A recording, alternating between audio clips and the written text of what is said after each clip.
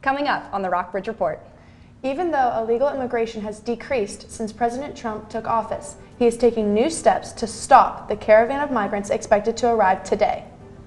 We'll tell you what options are available in the Rockbridge County for those without a car. And why Governor Mary Fallin said Oklahoma teachers are like a teenage kid that wants a better car. Also, how Lexington has succumbed to the nationwide pet craze as different pet care businesses open up in town. All that and more on the Rockbridge Report. President Trump has ordered National Guard troops to the U.S. border. It's a move that followed days of him calling for more border security. CNN's Abby Phillip has more. Until we can have a wall and proper security, we're going to be guarding our border with the military. That's a big step. President Trump officially signing a memorandum to deploy the National Guard to the border with Mexico, calling the situation a point of crisis after fuming about immigration for days. It will take time to have the details in place, but we are beginning today and we are moving quickly. The memorandum declaring that the security of the United States is imperiled by a drastic surge of illegal activity on the southern border. Why is this such an urgent priority right now for the president to sign? I think, what I would say is the numbers continue to increase. April traditionally is a month in which we see more folks crossing the border without a legal right to do so. Data from a Department of Homeland Security study last fall indicated that illegal border crossings through 2016 were at their lowest point in nearly 5 decades, a continuing trend Mr. Trump has repeatedly bragged about. I'm very proud to say that we're way down in the people coming across the border. We have fewer people trying to come across because they know it's not going to happen. But late Wednesday, new Border Patrol statistics show a 37% spike in attempted border crossings in the last month. The Secretary of Homeland Security saying this when pressed about President Trump's suggestion that the military pay for the border wall. What he meant was there are some lands that the Department of Defense owns that right on the border that are actually areas where we see illicit activity. We're looking into options for the military to build wall on military installations on the border. Illegal crossing into the U.S. from Mexico spiked last month. Such crossings traditionally increase in March as weather improves. Illegal crossing attempts have dropped in recent months and remained relatively steady in a trend dubbed the Trump effect. They spiked sharply in March, rising 37% over February. The number of people caught trying to cross the border last month is 3 times more than it was a year ago. President Trump responded Wednesday by announcing he is sending National Guard troops to the border. His administration says it needs aggressive immigration enforcement authorities to fight the rising numbers. It is not yet clear if the sharp rise will turn into a long-term surge of migration. The caravan of migrants headed through Mexico to the U.S. border is expected to arrive in Puebla today. Meanwhile, Trump signed the presidential memorandum for sending National Guard troops on assignment to the southern border yesterday, as the caravan of migrants inches closer to seeking asylum. Leila Santiago reports from inside a shelter in Puebla, where a few migrants rest before continuing their journey up north.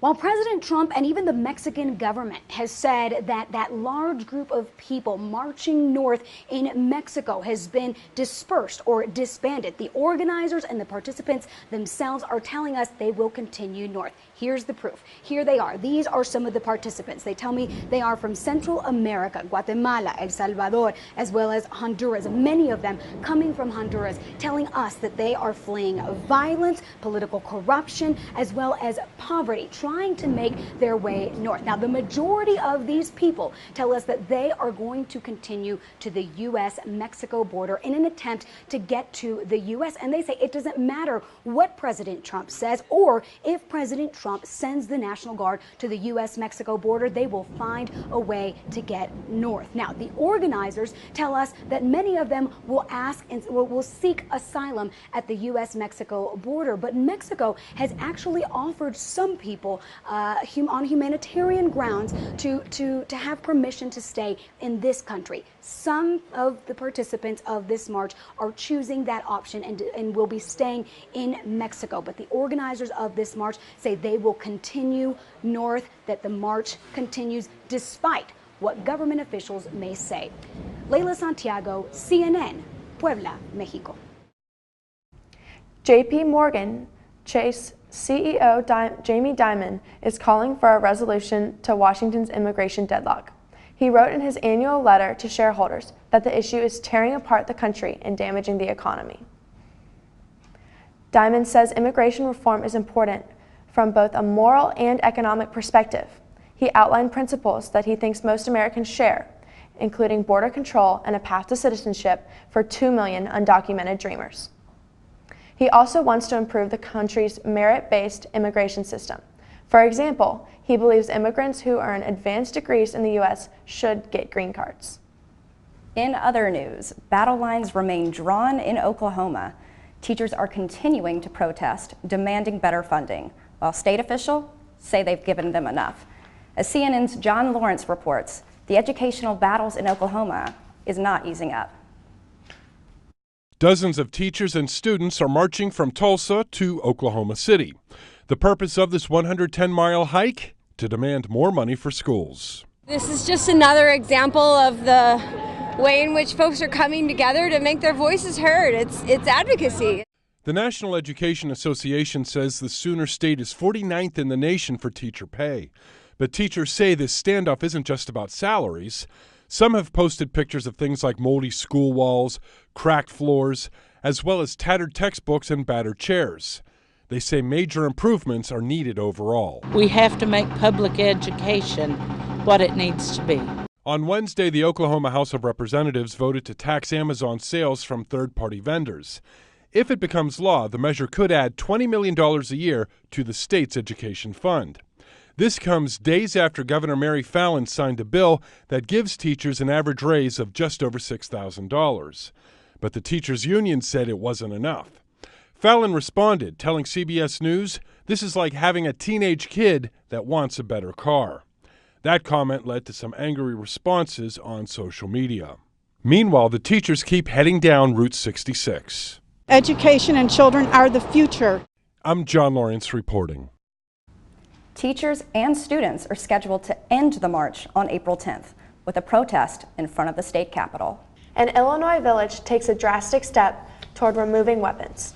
The Deerfield Village Board unanimously voted to ban certain semi-automatic firearms. AR-15 rifles and high-capacity magazines are among those that will be prohibited in the area. Critics say the decision will make the village more vulnerable, but supporters defend the decision. The ordinance becomes official June 13th. People who still possess banned weapons after that date could be fined $1,000 a day. Up next, livestock farmers in Virginia are worried about losing one of their biggest customers, China. And what's going on in the legal battle regarding who has control over House Mountain. People along the East Coast can get a glimpse on how many hurricanes they can expect this season. Aspen will tell us about it. And whether we're done with the snow for good. All that and more after the break. Mom.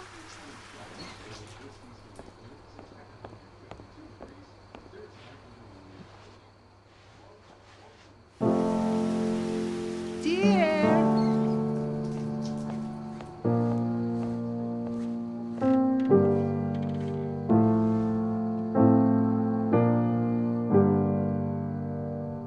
Visit aarp.org/caregiving for information on how to provide even better care for the person who wants to care of you. Your son wants to get a cat, but you're allergic. Do you A, prepare yourself,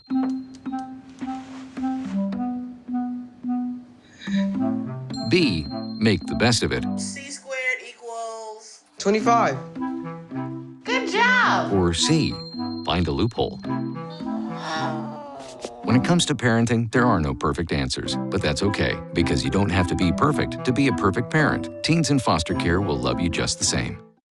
Listen, I realize that I'm not perfect, but it all really started to change because you judge me for having a problem. No one is going to know that I need help. I need help. I know that no one is going to judge me for having a problem. I realize that I'm not perfect, but it all really started to change because you listen.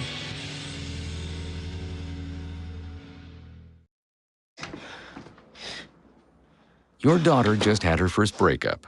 Do you A, put yourself in her shoes, B, console her. Don't worry, sweetie. This is gonna happen a lot. Or C, find her a new boyfriend. Nice, single boys. That was weird. As a parent, there are no perfect answers. But you don't have to be perfect to be a perfect parent. Thousands of teens in foster care will love you just the same. Welcome back. Virginia's farmers would be significantly impacted if China follows through on new tariffs for U.S. imports. Virginia's Agriculture Department says China is the state's largest export market for agricultural goods, and new tariffs could jeopardize exports of Virginia's soybeans, pork, apples, and wine. China announced new tariffs on more than 100 American goods in response to President Trump's plans for new tariffs on Chinese goods yesterday. China hasn't set a date for its new tariffs. RICC first sued VOF in 2015 for breach of contract after VOF said it wanted to exit 30-year-old agreements that bound the two groups to manage the mountain together. Last December, a jury unanimously decided that VOF must continue its contract with RICC. But the judge reversed the ruling last month, saying VOF could legally exit the agreement. RICC will file an appeal tomorrow with the Supreme Court of Virginia. Well, Aspen, I don't know about you, but I am ready for spring. I know, and we're almost there, just a little bit longer, like a week longer. But let's get to that in a second. Let's talk about hurricanes. So the upcoming hurricane season could be as hectic as last year's. Colorado State University issued its preliminary seasonal forecast today. Forecasters expect a slightly above average season with 14 named storms.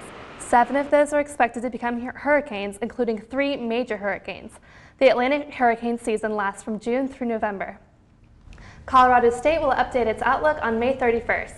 Wow, 7 hurricanes? That's insane. That sounds crazy. Luckily, I think since we're in Western Virginia, we might be safe. Yeah, we should be safe. Do you think locally, like what's our weather looking like this week? So I mentioned earlier it's going to be a little cold this weekend, but then after that I think we're smooth sailing. But let's go take a look.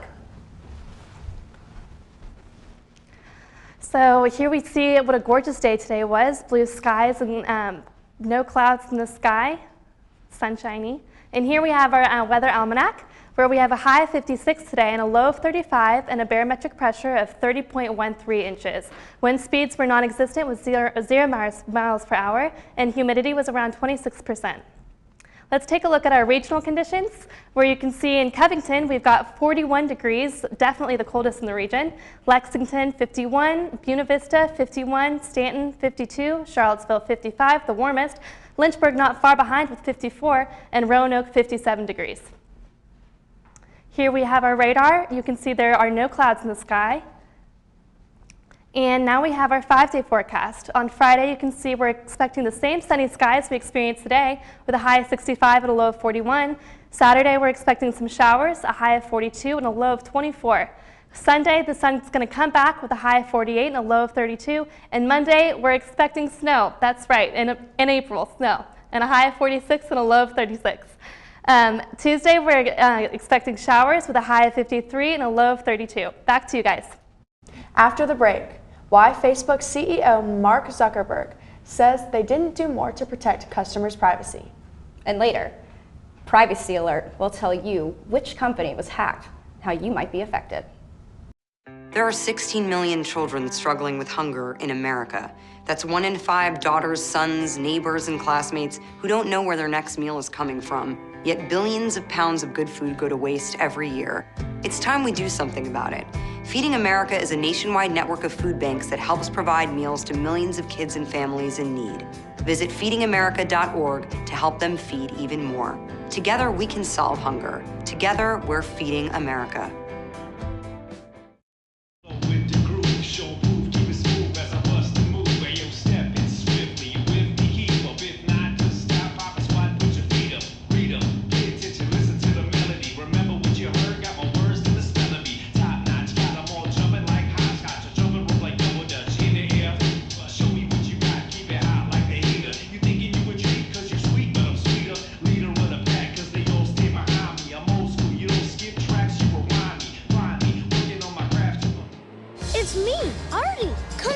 Collected from the creative galaxy in my idea box. Transform your world. Will you help me make art? Each one of our journeys keeps us. Before you throw it away. Come here. Hey, I have an idea.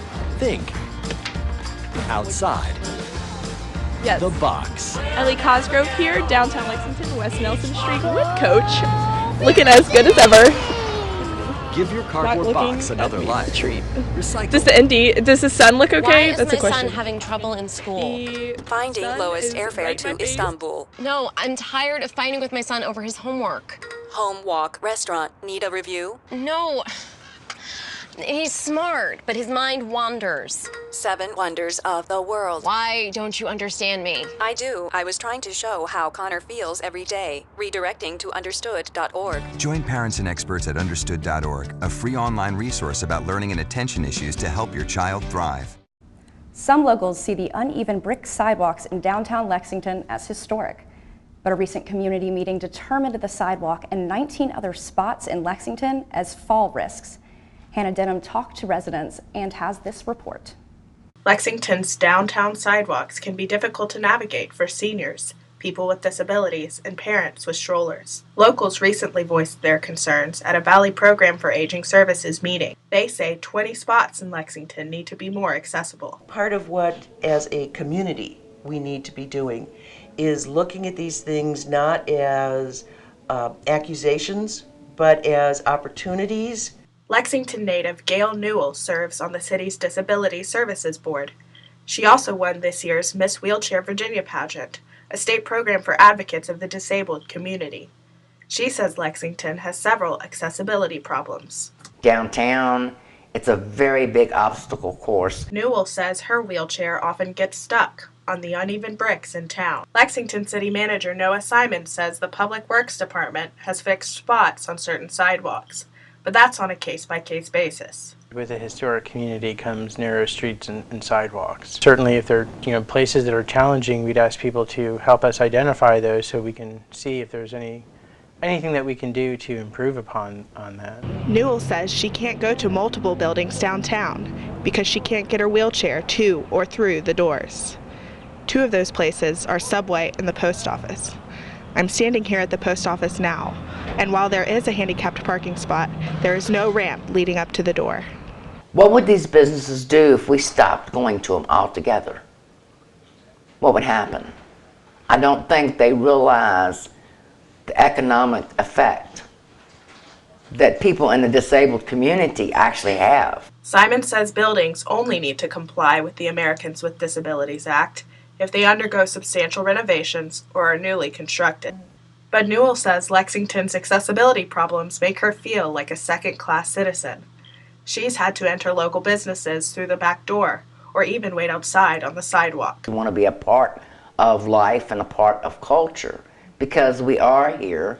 We are living our life. Allow us the dignity and the respect to live our life as individuals. The Valley Program for Aging Services will host a workshop in May for business owners to help them make their businesses more accessible for people with dementia. Residents who live out in the country have to be creative in finding ways to go to work, shop, and visit the doctor. Reporter Paige Williams takes a deeper look and shares with us the different ways residents are getting around without a car. The USDA said Rockbridge County has low access to transportation, meaning more than 100 households in a rural area do not have a vehicle. For each Rockbridge resident, this problem means something different. For Lexington resident Joan Manley, this meant starting a door-to-door program, Rockbridge Area Transportation System. When I was first I will say, struggling and striving to live in the community and not have to go into a nursing home or a hospital just because I had this disability, this injury, and I didn't want to go there. I wanted to live independently.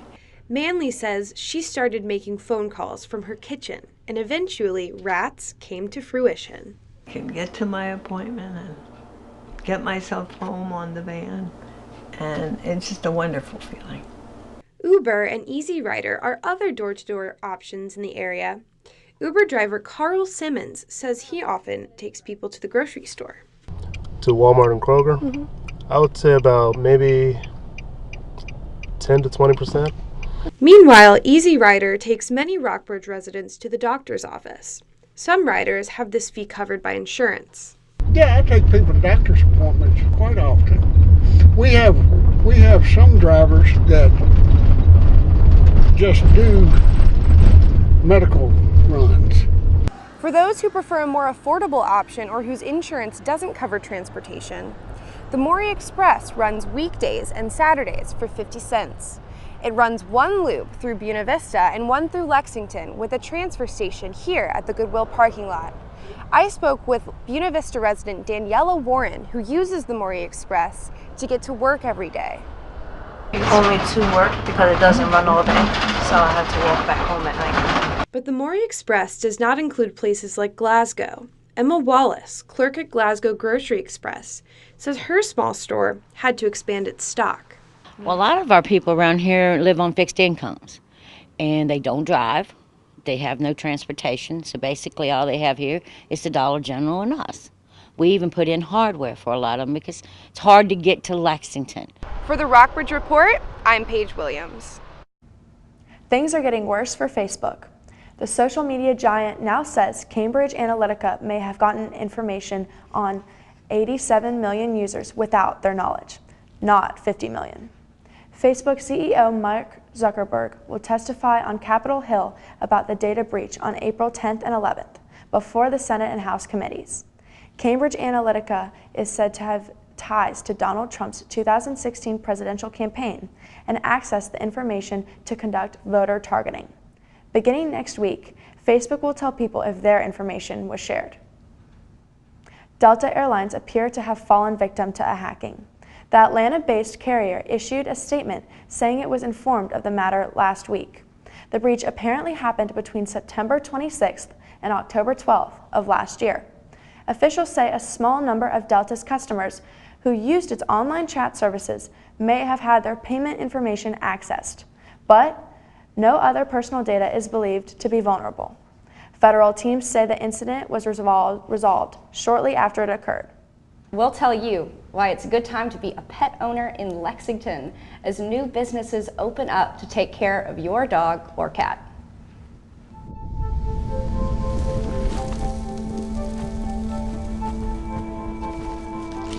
Eva Marie smoked 12,000 packs of cigarettes over 15 years. She quit, and now there's a new lung cancer screening that could save her life. You stopped smoking, now start screening. No matter how much you smoked, early detection could save you. Talk to your doctor or learn more at savedbythescan.org. It's fine that other people like you. It's more important that you like yourself. And I'm comfortable with every part of me. Meals on Wheels coming to my door as someone who's housebound assures me that I'm not forgotten. They care that I'm okay. My name is Asha Ida Bell. America, let's do lunch. Drop off a hot meal and say hello. Volunteer by donating your lunch break at americaletsdolunch.org. I adopted Bento in 2010 from a shelter. As it turns out, we have very similar personalities. And this cat makes me make art because he's always motivating me to take pictures of him, to draw pictures of him. He just is motivating artistically. It's just that simple. Well, he's my best friend, but a lot of people know him as Keyboard Cat.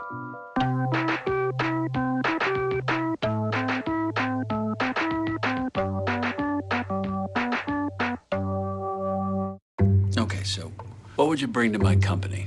What do you need? I need problem-solving skills. I got through high school without a car, a phone, or a computer. No college degree, though. Not yet, but life's taught me a lot, and I'm ready for more. Well, you're not the typical kind of candidate that I hire. But you are exactly what I'm looking for. Your company could be missing out on the candidates it needs most. Learn how to find a great pool of untapped talent at gradsoflife.org. James, it seems like everybody's just talking about golf today. It has been. The Masters are on today, and in fact, for good reason. As Fred Riley, the chairman of the Masters, he's been a part of 42 Masters, and he said he has never seen this much excitement at Augusta. And so the 2018 Masters kicked off this morning at Augusta National, and as of right now, there is currently a 6-way tie for the lead. They are all 3 under par. The leaders include Tony Finau and Lee Haitong, who are both through 14 holes of golf. And the leaders who have completed their holes today are Henrik Stenson, Charlie Hoffman, Adam Hadwin, and Patrick Reed. But all eyes are on the 4-time Masters champion Tiger Woods, who makes his triumphant return to golf's biggest stage. He finished his round 1 over par today, good for a tie for 25th. But in a post-round interview, Woods said that he felt that he played a lot better than his score indicated. Closer to home, WNL men's and women's lacrosse both ripped off monster wins this weekend. The 14th ranked men's team defeated Randolph College 25-2 yesterday for their 9th straight win. The win moved them to 9-3 on the season and an undefeated 5-0 in the ODAC Conference. And the 11th ranked women team took on Lynchburg on Tuesday, winning that one 24-9. They are now 8-4 this year with a perfect 4-0 conference record. Both squads will take a break for finals and then return to action on April 14th, with the men playing at Bridgewater and the women hosting Guilford.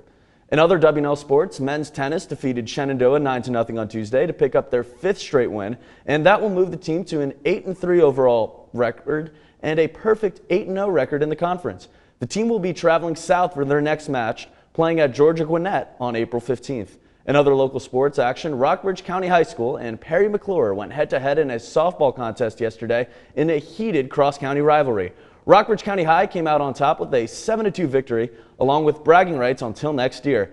And that is all for sports today. I'm going to go back and watch the Masters, and back to you guys. Thanks, James. A pet grooming shop expanding into downtown Lexington is proof that the nationwide pet craze has touched Lexington. Ellie Cosgrove is live downtown to tell us what several businesses had to say about local pet owners and how they are caring for their furry friends. Ellie? Hello everyone, I'm Ellie Cosgrove and this is Coach, and we're here to tell you that the pet industry is growing in Lexington. Kelly Sprague, owner of Dirty Dog Depot, has been boarding and grooming dogs for almost 30 years. She says that a lot of people are getting into the business. Take a look. You go downtown, you see everybody walking their dogs. You go to Lowe's, you see them there. All the farmers have dogs. So it's not a bad place to have a dog business. Dale McCown opened Brickwood Kennels in 1978. Her business started as just one building, but now has expanded to 5. She said people today are very attached to their pets and remembers one owner's breakdown from leaving his dog. It was so terrible for him to have to be parted from his dog even overnight that he really got down on the floor and cried having to leave his dogs. As pets are being treated more like family members than ever before, people are starting to spend more money on their health and wellness. I do think people are really taking care of their animals in a way we never did, say, 30, 40 years ago. You remember you might go to the vet once a year, and now you're like, oh no, there's an ear infection. Owner of Whistle Creek Treats, Eric Lynn, recognized the demand for all-natural ingredients and makes organic treats for dogs and cats. More folks are becoming aware of their own nutrition, which is transitioning into their animals' nutrition as well. Folks are attracted to all natural, organic, and that it's locally sourced. Pet care expanded in downtown Lexington this past Monday with the official opening of Gale's Grooming. Kathy Larley owns 2 5-month-old Yorkies named Mary and Pippin, who get their spa days there. We're glad to have a place like this, you know, not only Lexington Pet Place, but now Gale's Grooming here to be able to take care of them. Well, Coach, you're looking pretty good to me, but do you see maybe a bath or a haircut in your future from one of these local groomers? I guess there's no comment, but the new location of Gale's Grooming is here on West Nelson Street. For the Rockbridge Report, I'm Ellie Cosgrove, and this is Coach, live from downtown. Back to you. That's all for today on the Rockbridge Report. Thanks for watching. You can visit our website at rockbridgereport.wlu.edu for more of our coverage. Have a great evening.